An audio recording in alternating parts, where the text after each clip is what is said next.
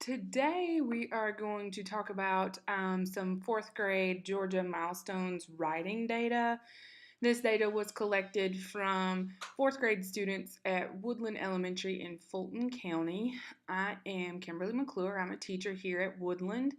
I'm presenting this data to our fourth grade team. They are working on some strategies for next year, and we're just going to break down the data so that they can do that a little bit better. The data we're going to look at is based on demographic and population. We're also going to start the data analysis to start planning the writing units for the upcoming school year. At Woodland, we do use Lucy Calkins writing units of study, and each teacher is required to use those in Fulton, as you guys know. But we're going to look at some other activities that may help us later on down the road.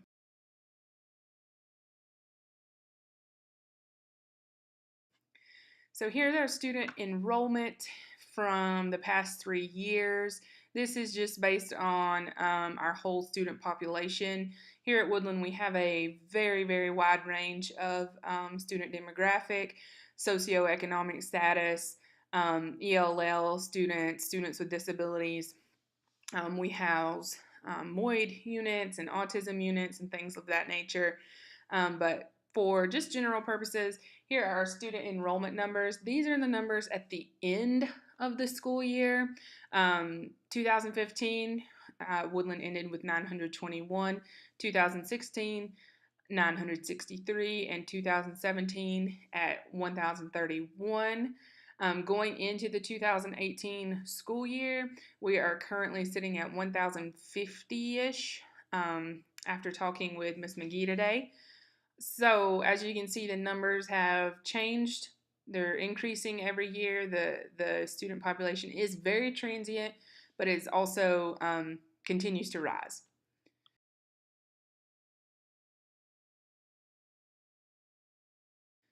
So looking at the race and ethnicity inside Woodland, these are just the numbers from 2017, the school level data and the district level data. At Woodland, we have 23% Asian students, 39% Black students, 20% Hispanic, 15% white, and 4% multiracial. Across the district, the numbers aren't that far off. Probably most noticeably different between Woodland and the district are the Asian and white population. Woodland does have the higher Asian Indian population and a much less white population than the district average.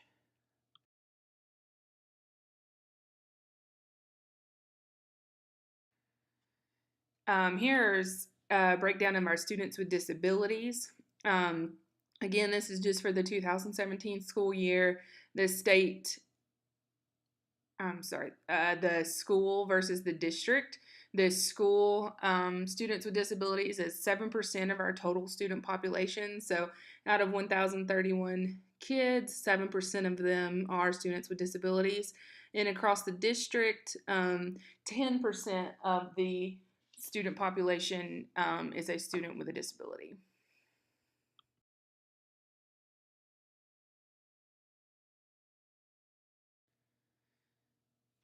Looking at teacher data, again, this is just from 2017, so this last school year that just ended in May.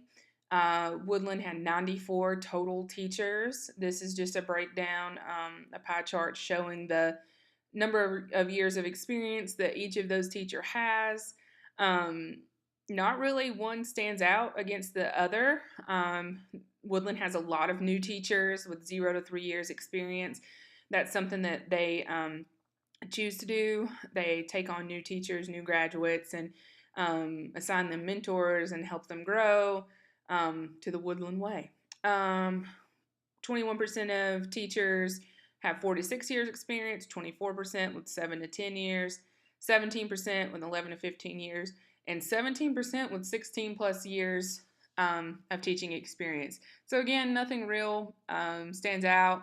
One is not a whole lot more than the other. They're all kind of around the same levels.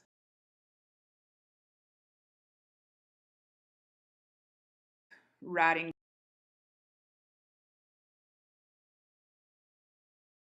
task. Um, this should be narrative.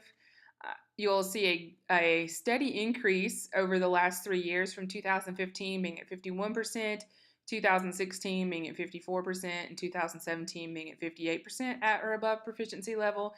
This is something that Woodland has really worked on with the narrative writing task. It's been something that the students are working on every single day in cross-curricular subjects and a lot of integration and things like that.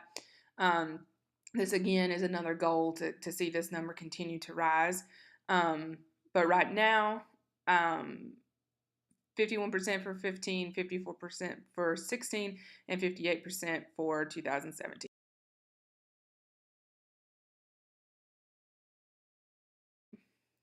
Some of the strengths in Woodland's data, they do have an ever-changing and really high population for an elementary school. The writing scores, they do show improvement um, by in different ways. Lower population of students could mean higher population of teachers, so student to teacher ratio could be much better. There's lots of factors that play into that. The enrollment is always changing. It's changing really rapidly. The teacher turnover is changing really rapidly. Just this year, they hired 25 new teachers. Not all of them are new to teaching, but most of them are. These things all play roles in student achievement. And again, it's something to be said that they are improving over the years, which is great. The narrative writing scores, they continue to improve and gradually increase over the 3-year time frame, which is what we talked about earlier. Some areas for improvement: the extended writing task definitely needs some work. Like I mentioned before, it is a little bit newer concept to our students. It's taking time to organize lessons for teachers and find the strategies that help the students, because when you have students that are just sitting down to write a long piece, it can be difficult. They oftentimes get off task or they lose their train of thought. So really taking students through that writing process and what it looks like, using strategies, arms and cups and things like that to make sure that they are working on their conventions, because with the Georgia milestones, it's looking at things, the language conventions, it's looking at planning the paper, organizing the paper. It could be on a topic or a subject that a student might be unfamiliar with if they're a language learner. It might be taking a nonfiction story and turning it into a fiction story. So there's a lot of different aspects that go into the test, and that's something that we have to look at.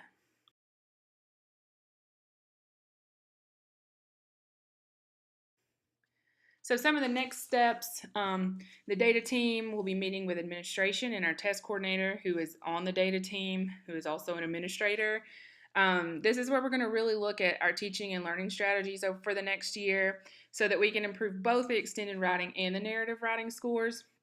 We'll also be holding parent information sessions, which will be held with all parents and members of the community. This is where we're going to give them some resources and show them some strategies to help them at home, to help their student. And at the school level, we'll be implementing RightScore, which is an online assessment tool that Fulton County uses.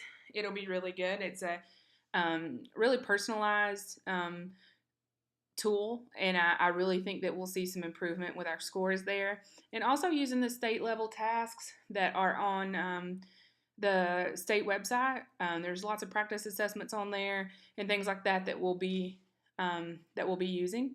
So at this time, I'd like to open it up to any questions, anything you'd like to add, or anything like that. Thanks.